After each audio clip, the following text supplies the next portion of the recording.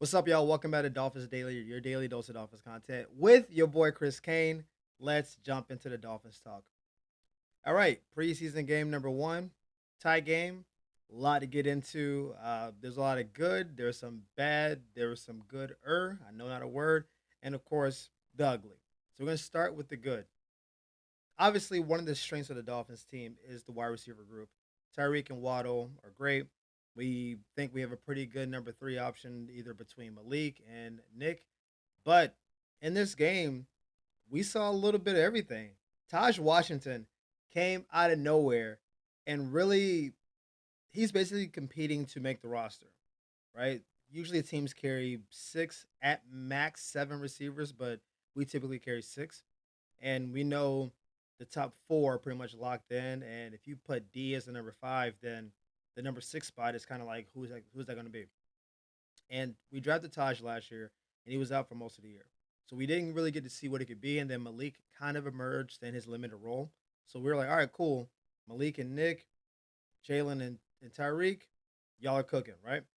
And just watching the game, I mean, Lewis Riddick came out and talked about it. He was like, "Hey, man, this kid looks pretty good. This kid looks pretty good for the Dolphins." Taj Washington, I like what I see, which that's as good as you can hope for. I mean, Lewis Riddick's not the authority on what the Dolphins are, but him saying that I think is a good sign.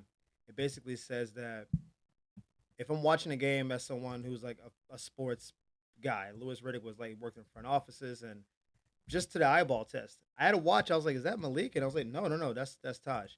And so he definitely showed himself like, "Hey, I'm trying out for the job."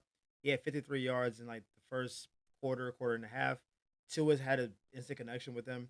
That jumped up the page to me. I was like, "Oh, okay, cool." And not to be outdone, Nick Westbrook was like, "Hey, give me the chance to catch the ball." Right? Zach Wilson came in the game, hit him with a 35-yard pass across the middle. It would have been like I think a 15 to 20-yard catch, but then he broke a tackle and kept running. So he showed some of the big play potential that he that we brought him in for.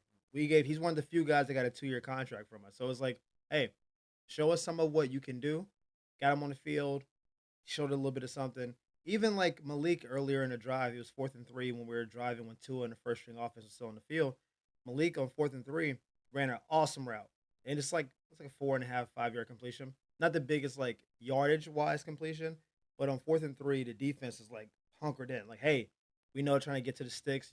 Teams don't go for bombs on 4th and 3, trying to get to the sticks. And the way he ran his route is that he pushed up enough, created enough separation, broke to the outside. Tua hit him with a very accurate pass, and it was like, all right, cool. That showed that I think the Dolphins are going to be a lot more aggressive this year. I think they're going to do a lot more fourth down going forward, and a lot of that's going to be 4th and 2, 3, 4. It's like 4th and 1, you can do, you can run, you can do a lot of different things. Fourth and more than two, most teams aren't going to run the ball. And that's like how fast can guys get open because that's when teams send all out blitzes. They're trying to get the ball to the quarterback's hand as fast as possible. You got to get open as fast as possible. So if that was like a, I don't know, dress rehearsal for what that looks like, then it looked good. I thought Tua managed the offense well up until the red zone, which we'll get to in the bad topic in a second. But it was good seeing Tua on the field. I know I was adamant that I don't want to see Tua like get on the bench, but you know what? All these other starters are playing. Tua hasn't been in the preseason. He got some look. The team moved the ball down the field, just walked the ball down the field. Um, so I think that looked good. We'll start there, right? Now, not everything was good. I mentioned that we moved the ball well until we got to the red zone. I mentioned after the punking from Chicago at the last practice that I wouldn't be mad if the Dolphins came out, ran the ball 6 times, and we're gonna just if we get to burn 2 drives with 2 3 and outs running the ball, do it. We got down to the red zone, and coach said, we're gonna run the ball 4 times. And I was like, yes. Because what I equate to a team that is a good running team is can you run the ball when you know you need to and the defense know you're going to, right? That's what I call a good running team. I don't think you're a good running team if it's 1st and 10, you got four receivers on the field, they're playing a nickel or dime defense, and you just like, oops, sneak and run, and then you get 5, 6 yards. That is effective, it's good for the stat sheet. That doesn't tell me you're a good running team. When it's like, hey, we got our big boys in, you got your big boys in, we finna run, who gonna win? You down the goal line, you're in goal line defense. That means basically everybody's on the line. It may be a safety, maybe a couple corners standing in the end zone for the most part, but everybody's on the line. We're just mano a mano. They got two hands in the ground. Offensive linemen are like trying not to get a false start because that kills the drive, right? We're all there. We ran the ball four times in the red zone and got no touchdown. And that to me was like, mm, ah. I know later in the game, the running game was great. Like all of our backup running backs got touchdowns. That's cool. That's against second and third string defenses. I'm happy about that. That doesn't move me like this. This whole drive, it was to a dink dunk, handoff, dink dunk, handoff. Now we're in the red zone, inside the 5. If they just said we gonna just muscle it over the top against their first string defense, I would have stood up, given a salute, and been like, "That's what I've been talking about. That's what we've been saying in practice. We're gonna get more physical, tougher, all that." That's what I was looking for, and then we didn't do it. And then even when we got our second drive down there, it took another couple of carries to get in the end zone again. It was like, "Are we gonna do this again?" It was basically, it took 7 carries to get the first rushing touchdown inside the 5, and that to me was concerning about point of attack toughness. Um, yeah, I just didn't love it. I love the way we moved the ball. I love the way our skill guys moved. Coach had some inventive ways to get runs off, and you could tell he's just back in his bag as always. But to me, it was always about the physicality on the O and D line, and it didn't look particularly great. And I'll even say this: I don't think Tua looked 100% comfortable behind the line, nor should he really, because we're definitely playing a couple of backups. James isn't playing. Austin Jackson isn't playing. Jonas in his first start. Patrick's in his first like real start. So this is kind of the makeshift version of the old line. Tua looked at me like this ball's coming out in 1.6 seconds. I don't care what the coverage is. So it was basically first read, second read, ball. Like it wasn't all right. Let me go through my progressions. Like I think he maybe wanted to. They may have been bigger plays on the field, but Tua was like, I'm not holding the ball long enough to find out because I don't trust y'all boys on the line right now. Again, nor should he because we aren't playing with our best and brightest at the moment. But I think they overall still did a pretty good job. I didn't see Tua get pushed around and roughed up and all that. And that was my biggest concern that if he comes in behind a not great offensive line, that, he might get pushed around. But what we didn't do was dominate in the run like I would like to see us do. But at the same time, this isn't going to be the unit that should be dominating in the run. So I'm in a mix. This might be bad-ish good, maybe a little más o menos. But it's yeah, that red zone running game on that first drive, I was just like, hurt my spirit a little bit. We'll go back to the good because it can't always be bad.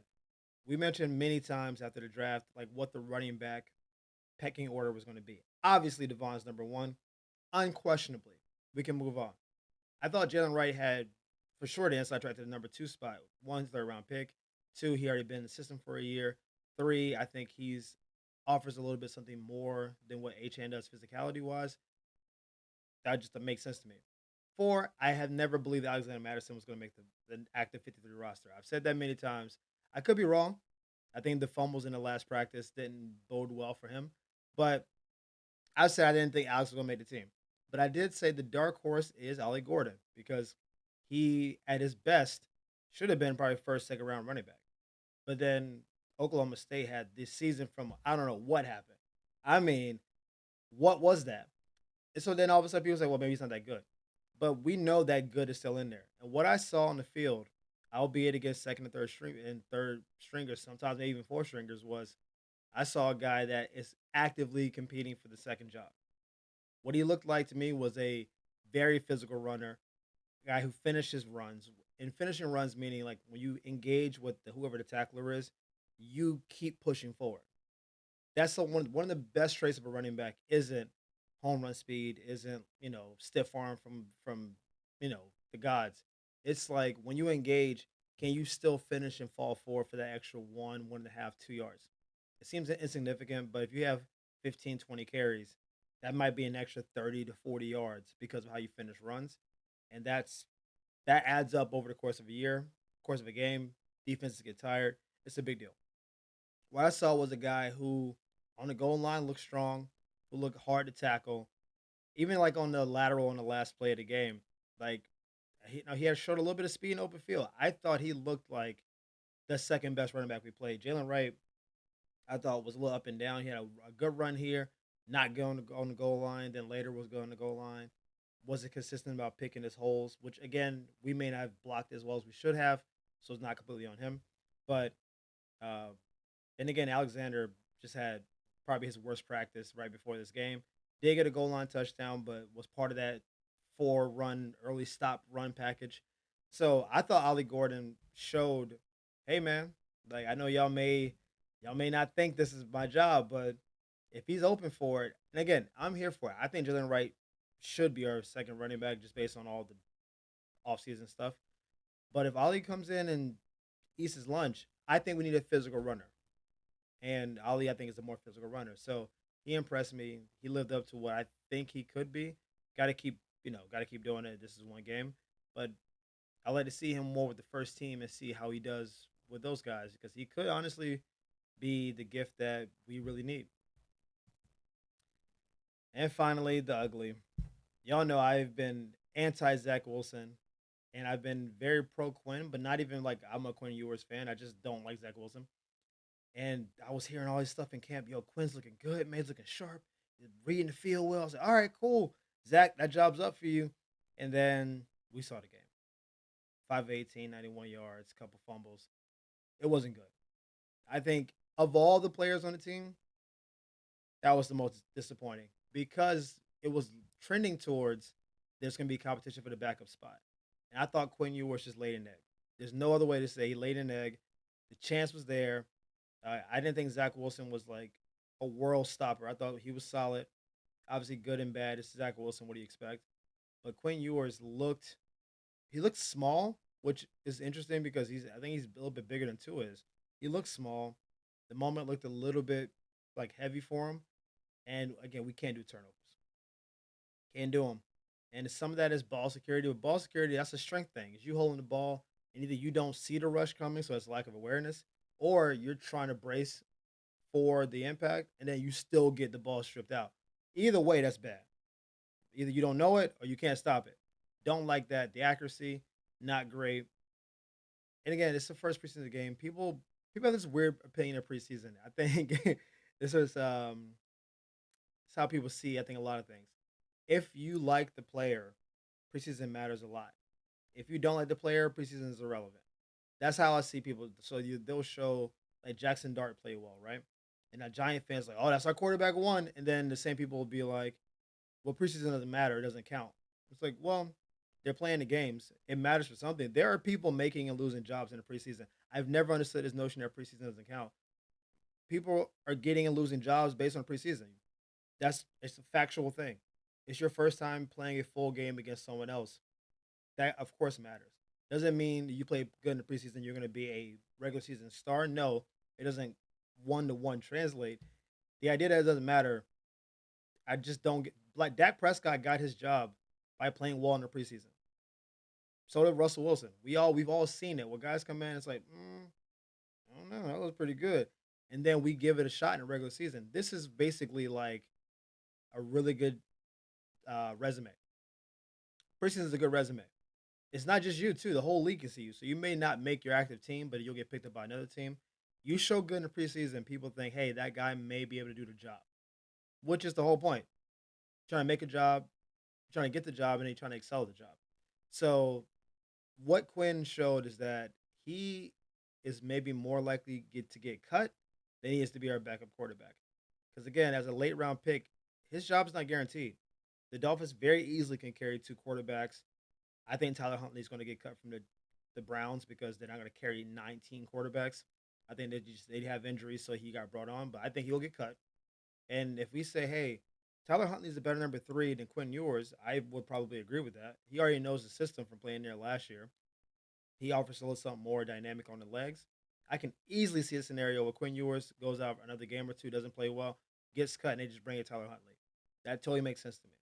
So I need Quinn to lock in because I think he very much could be on the chopping block. I was hyping him up. Y'all heard me. Yo, Quinn, he coming for job number two. Zach is up for you. And guess what? I was wrong. As of now. Maybe Quinn next game balls out, but It didn't look good, and hopefully he turns it around because he could be out the door soon. So we will see. But as always, guys, thank you for tuning in to Dolphins Daily. We appreciate the love and support. Thank y'all for the likes and subscribes. We'll see you next time on Dolphins Daily. Peace.